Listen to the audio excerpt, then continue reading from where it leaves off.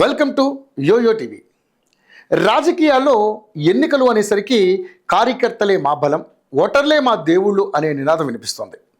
కార్యకర్తలు లేకపోతే మా పార్టీ లేదంటూ వారు ముందు పెట్టి ఓట్లను సంపాదించే పార్టీలు చాలానే ఉన్నాయి. ఈ వ్యూహంతో పాటు మరో వ్యూహాన్ని కూడా పార్టీ అమలు చేస్తున్నాయి. అదే కులాలు, మత రాజకీయాలు. ఇవి ప్రజాస్వామ్యంపై తీవ్ర ప్రభావం చూపుతున్నాయి. ఓటర్లను కులాలు, మతాల వారీగా విభజించి రాజకీయం చేస్తున్నారు నేతలు.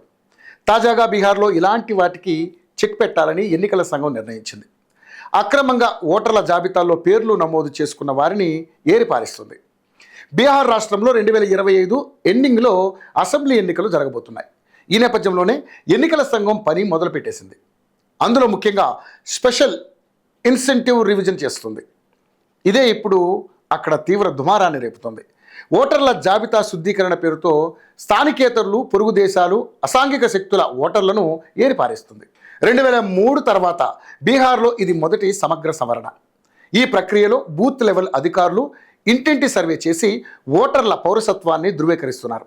సుప్రీంకోర్టు ఈ ప్రక్రియను సమర్థిస్తూ ఆధార్, ఓటర్ గుర్తింపు కార్డు, రేషన్ కార్డులను కూడా ఆమోదయోగ్యమైన పత్రాలుగా పరిగణించాలని ఎన్నికల సంఘాన్ని ఆదేశించింది. ఈ సవరణ బీహార్తో ఆగదు. ఆ తర్వాత అసెంబ్లీ ఎన్నికలు జరిగే అస్సాం, గుజరాత్, పుదుచ్చేరి, పశ్చిమ బెంగాల్లో కూడా అమలవుతుంది. అయితే ఈ సవరణకు అసలు కారణం బీహార్ ఓటర్ల జాబితాలో గుర్తించిన అక్రమాలే.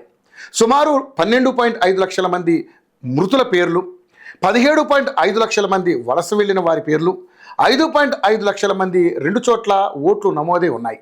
మొత్తంగా 35 లక్షల అక్రమ ఓటర్లు, అంటే బీహార్ ఓటర్లలో 4% జాబితాలో ఉన్నట్లుగా ఈసీ గుర్తించింది. బంగ్లాదేశ్, నేపాల్, మయన్మార్కు చెందిన విదేశీయులు అక్రమంగా ఓటర్లుగా నమోదైనట్లుగా కూడా తేలింది. ముఖ్యంగా ముస్లిం ఆధిక్యం ఉన్న జిల్లాలో అయిన అరారియా, పూర్నియా, కటియా, కిషన్గంజ్ వంటి బంగ్లాదేశ్ సరిహద్దు జిల్లాల్లో విదేశీ ఓటర్లు, నేపాల్కు చెందిన ఓటర్లు ఎక్కువగా ఉన్నారని ఈసీ అధికారులు వెల్లడించారు. దీంతో ఈ ప్రక్షాళనను విపక్ష పార్టీలైన కాంగ్రెస్, ఆర్జేడీ, ఏఐఎంఐఎం, తృణమూల్ కాంగ్రెస్లు తీవ్రంగా వ్యతిరేకిస్తున్నాయి. ఈ ఫేక్ ఓటర్లను తీస్తే ఆ పార్టీలకు ఓటమి తప్పదని మాత్రమే భావిస్తున్నాయి. కేవలం ఓట్ల కోసం ఇతర ప్రాంతాల నుండి వచ్చిన వారికి ఓటర్ కార్డులను అందించి వాటి ద్వారా లబ్ధి పొందాలని చూస్తున్నాయి. కానీ ఇది భవిష్యత్ తరాలకు ఎంత ప్రమాదమో ఆలోచించడం లేదని పలువురు విశ్లేషకులు అంటున్నారు. అయితే ఇవి తాత్కాలిక గణాంకాలు మాత్రమే. సెప్టెంబర్ నాటికి పూర్తి స్థాయిలో ఓటర్ల జాబితా రెడీ అవుతుంది. అయితే బీహార్లో జరుగుతున్న ఏదైతే స్పెషల్ ఇన్సెంటివ్ రీజన్ ఉందో దీని ద్వారా నిజమైన ప్రజాస్వామ్య తీర్పు రావడానికి సహకరిస్తోంది. ఒక్క బీహార్లోనే కాదు, దేశం మొత్తం కూడా ఇలాంటి సర్వే దేశమంతటా కూడా జరగాల్సిన అవసరం ఉంది. ఇలా జరిగితే ప్రజాస్వామ్యం తీర్పుతో పాటు ప్రజాస్వామ్య పాలన కూడా జరుగుతుందనడంలో ఎలాంటి సందేహం లేదు.